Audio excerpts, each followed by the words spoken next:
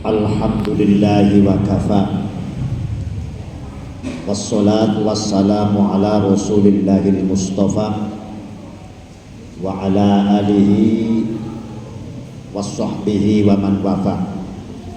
Amma ba'du, faya ahbaballahi wa ahbaba rasulihi sallallahu alaihi wasallam, usi nafsi wa iyyakum bittaqwallah.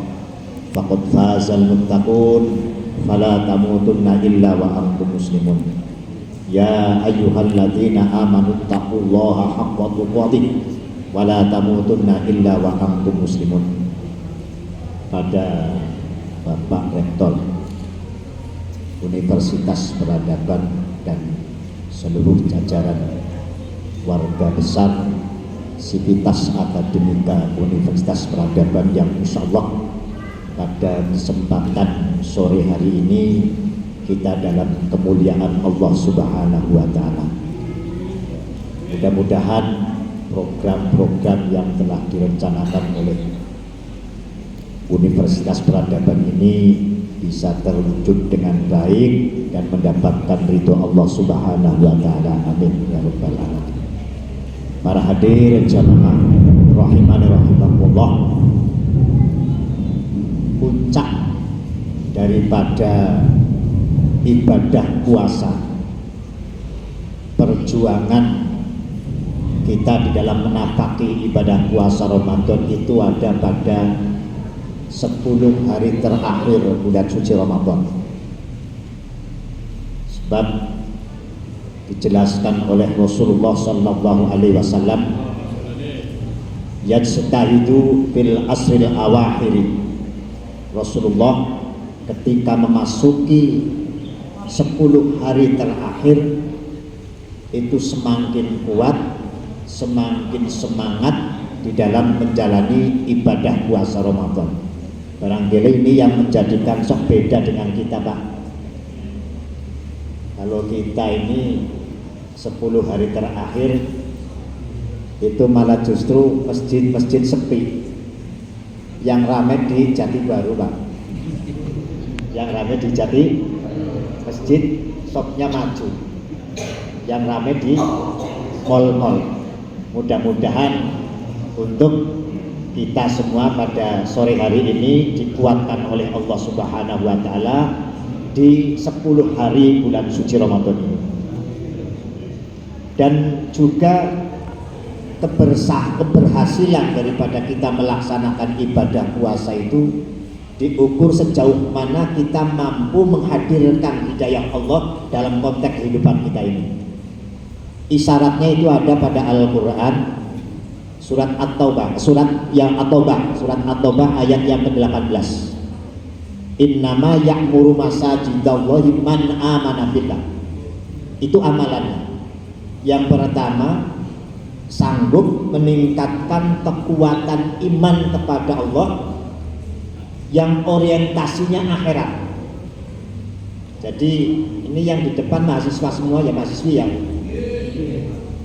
Ketika meningkatkan iman melalui belajar di perguruan tinggi Universitas Peradaban ini, orientasinya akhirat. Itu yang pertama. Bukan pekerjaan. Jangan, Mbak. Orientasinya akhirat.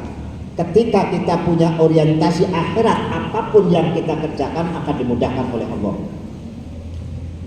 Sebab Ibnu Qayyim al-Jauzi itu menjelaskan ketika kita menyikapi kehidupan dunia ini mesti harus seperti menyikapi bayangan. Bayangan kalau dikejar kena enggak? Akan lari. Bagaimana menyikapi bayangan itu? Kita berbalik. Insya Allah bayangan akan ikut. Pun demikian ketika kita menyikapi kehidupan dunia, jangan dikejar, yang dikejar akhirat. Insya Allah dunia akan ikut. Itu yang pertama. Kemudian yang kedua, wa aqamas shalah, menegakkan ibadah sholat. Tidak hanya sekedar kita menggerakkan gerakan sholat, bacaan-bacaan sholat tadi sudah disinggung oleh Pak Rektor. Tidak hanya sebatas kita menggerakkan gerakan ibadah sholat, termasuk bacaan-bacaan yang berkaitan dengan doa ataupun yang berkaitan dengan Al-Quran, tapi perlu pemahaman, pemaknaan ibadah itu sendiri, sehingga menjadikan kita ini mendapatkan hasil yang maksimal berupa tanha 'anil fahsya'i wal munkar. Itu yang dimaksud di surat Al-Ankabut ayat 45. Diawali kalimat utslu ma uhiya ilaika minal kitab. Orang kadang-kadang mengambilnya ayat yang di belakang, depannya nggak diambil. Yang diambil innas sholata tanha 'anil fahsya'i wal, padahal ada kalimat sebelumnya utslu ma uhiya ilaika minal kitab. Ketika kita ingin menegakkan ibadah sholat, mendirikan ibadah sholat, supaya sholat itu hikmahnya bisa kita dapatkan, maka pahami awalnya, pahami dulu sholatnya, apa itu arti sholat, apa yang namanya gerakan sholat, apa yang namanya bacaan sholat. Ketika itu kita bisa paham, maka akan masuk sholat yang menghasilkan manfaat tanha 'anil fahsya'i wal munkar. Yang kedua, kemudian yang ketiga, wa'atuz zakat. Ini amalan-amalan pokok, baik iman kepada Allah yang orientasinya akhirat, wa aqamas sholat, mendirikan ibadah sholat, wa'ataz zakat, mengeluarkan zakat, merenungkan apa yang kita dapatkan saat ini, di mana ada hak orang yang lain harus diberikan. Ketika kita berpikir harta yang didapatkan dengan cara yang halal, kemudian berlanjut bagaimana harta ini ditasarufkan sesuai dengan ketentuan Allah, ini yang ketiga yang mesti harus kita maksimalkan, utamanya di 10 hari terakhir bulan suci Ramadan. Kemudian yang keempat, walam yahsha illallah. Ini sangat mendasar. Aktivitas yang kita kerjakan ini, semua aktivitas yang kita lakukan ini adalah menjadikan, menghadirkan rasa khosyah, rasa yang takut kepada Allah Subhanahu wa Ta'ala. Ketika itu muncul dalam kehidupan kita ini, maka yang sebagai rektor insya Allah tidak akan gegabah, yang jadi dekan insya Allah nggak akan jadi gegabah, yang jadi mahasiswi insya Allah nggak akan gegabah. Karena apa? Ibadah yang kita tunaikan itu menghadirkan khosyah, rasa takut kepada Allah Subhanahu wa Ta'ala.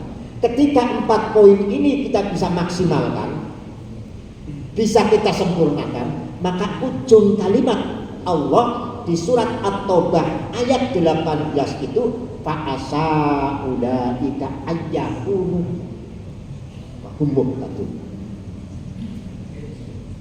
petunjuk Allah Subhanahu wa Ta'ala yang akan didapatkan. Sekarang pertanyaannya, apa itu petunjuk Allah? Apa itu hudan Allah? Yang pertama, hudan Allah itu adalah bimbingan Allah yang menjadikan orang itu mudah di dalam melaksanakan ibadah. Itu bimbingan Allah. Sholat menjadi mudah, belajar menjadi mudah, mengelola lembaga ini menjadi mudah. Karena apa? Di dalamnya ada hidayah Allah. Bagaimana untuk mendapatkan hidayah itu tadi di atas? 1, tingkatkan kekuatan iman kepada Allah Subhanahu wa Ta'ala yang orientasinya adalah akhirat. Yang kedua, tunaikan sholat dengan benar maksimal. Yang ketiga, keluarkan ketika kita mendapatkan rezeki untuk diberikan infaknya.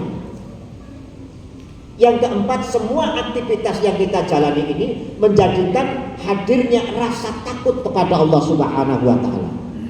Maka yang akan didapat adalah hudan Allah. Hudan Allah itu yang pertama adalah bimbingan Allah yang menjadikan kita mudah saat melaksanakan ibadah. Sholat mudah, puasa mudah. Insya Allah ketika hidayah Allah menempel kepada kita, insya Allah semangat melaksanakan ibadah puasa dari mulai awal sampai akhir akan tertuntaskan dengan baik. Kemudian yang kedua, ciri orang yang mendapatkan hudan Allah, mudah di dalam melaksanakan ibadah, punya rasa tenang di dalam jiwa. Nun sewu, saya bertanya Mbak, pilih mana Mbak? Kaya tenang, kaya gak tenang, miskin tenang Mbak. kaya tapi nggak tenang hidupnya, ya. Miskin tenang, pilih di Mbak. Hah?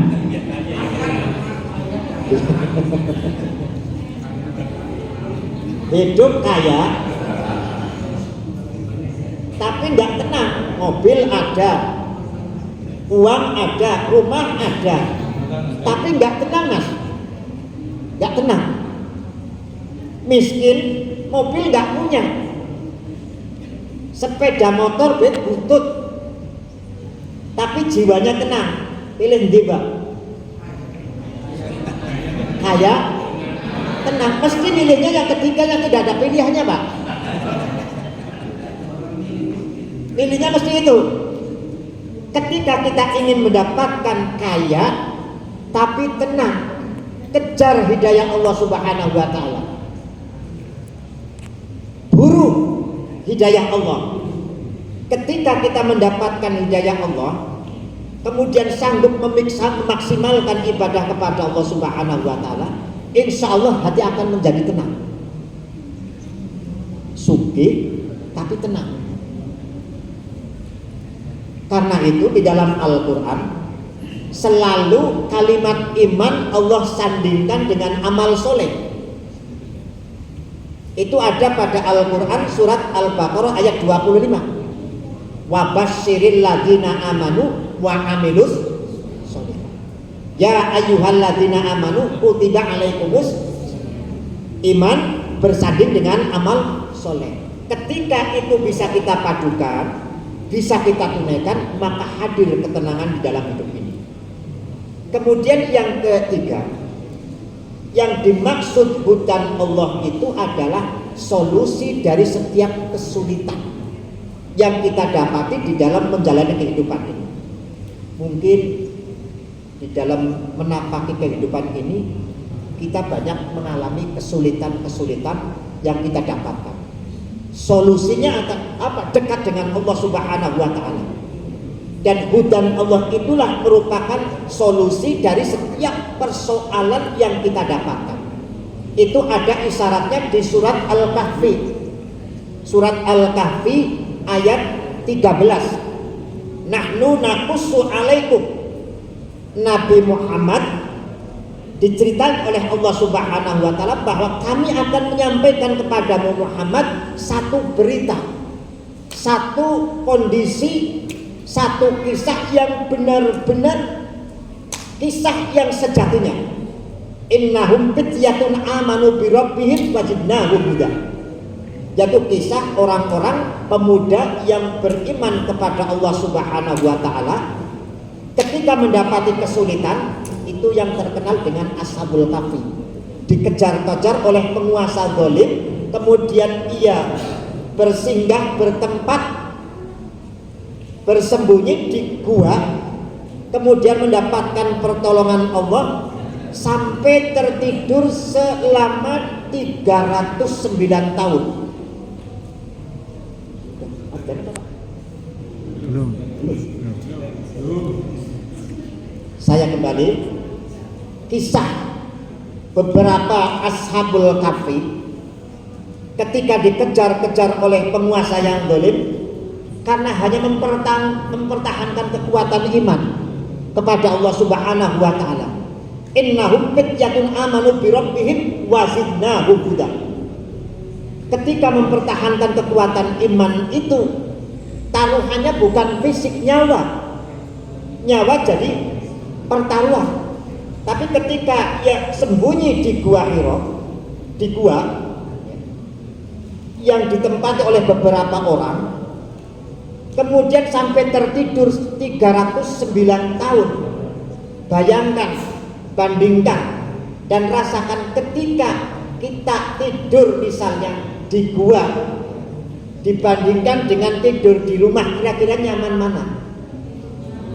Nang gua karo nang rumah, kira-kira enak nang ndi, Mbak? Enak di rumah. Di gua kira-kira tempat tidurnya itu keras apa empuk?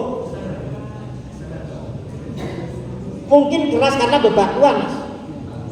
Di rumah empuk. Di gua gelap atau terang? Gelap. Tapi kok bisa tertidur sampai 309 tahun? Karena di situ ada pertolongan Allah, hutan Allah yang Allah lekatkan kepada orang-orang yang dekat dengan Allah dan mempertahankan kekuatan imannya. Ini solusi dari setiap persoalan, dikejar-kejar kemudian mendapatkan hidayah Allah, selesai persoalannya. Kemudian yang keempat, hidayah itu adalah jalan menuju kesuksesan dan kebahagiaan. Saya tegaskan, hidayah Allah itu adalah jalan menuju kesuksesan dan kebahagiaan. Itu ada pada surat Al-Baqarah ayat yang kelima. Ulaika ala hudan mir rabbihim wa ulaika humul muflihun. Orang-orang yang melaksanakan amalan iman kepada Allah, wa yuqimunas shalah, melaksanakan ibadah salat, wa mimma razaqnahum yunfiqun, menginfakkan sebagian rezekinya kepada orang-orang yang berhak. Kemudian yang berikutnya berinteraksi dengan Al-Qur'an, alladzina yu'minuna bil ghaib wa yuqimunas shalah wa mimma razaqnahum yunfiqun walladzina amanu walladzina yu'minuna bima unzila ilaika wa ma unzila min qablik. Sanggup berinteraksi dengan Al-Qur'an. Ulaika ala hudan mir rabbihim. Mereka itu akan ditempel hudan Allah. Pakainya ala, Mbak. Bukan fauqa. Kalau fauqa itu masih di atas. Kalau ala itu nempel, nempel di atas telapak tangan. Saya pergi kemana saja akan ikut. Kalau saya pegang seperti ini namanya nempel, melekat. Tapi kalau di atas namanya bahasa Al-Qur'annya pakai ala. Ulaika ala hudan min rabbihim. Orang-orang yang melaksanakan amalan seperti di atas, maka akan ditempel hudan Allah, hidupnya akan sukses dan bahagia. Tadi saya sampaikan kan inginnya kan sukses plus bahagia. Ketika kita ingin mendapatkan sukses dan bahagia, maka tempel dengan hudan Allah. Caranya maksimalkan amalan-amalan soleh, khususnya pada saat 10 hari terakhir bulan Ramadan. Insya Allah ketika kita konsisten melaksanakannya akan mendapatkan hudan Allah Subhanahu wa Ta'ala di dalam menjalani aktivitas ibadah puasa ini. Hadirin yang saya hormati, sekali lagi saya tegaskan bahwa perjuangan kita di dalam menapaki Ramadan itu ada di 10 hari terakhir. Sukses ataupun tidak diukur dari sini.